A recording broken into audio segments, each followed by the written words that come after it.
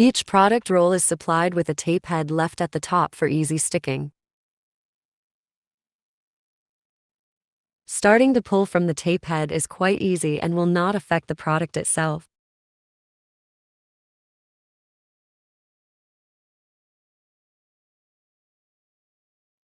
Starting to pull from the tape head is quite easy and will not affect the product itself. This will leave the adhesive tip for next time use.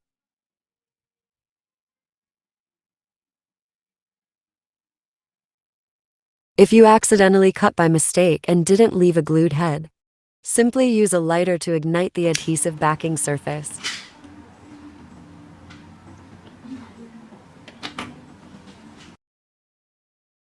When the flame goes out, the adhesive backing separates from the protective layer. It helps to peel off the adhesive without affecting the product itself. We recommend the first of the two methods. Detailed installation diagrams are as follows.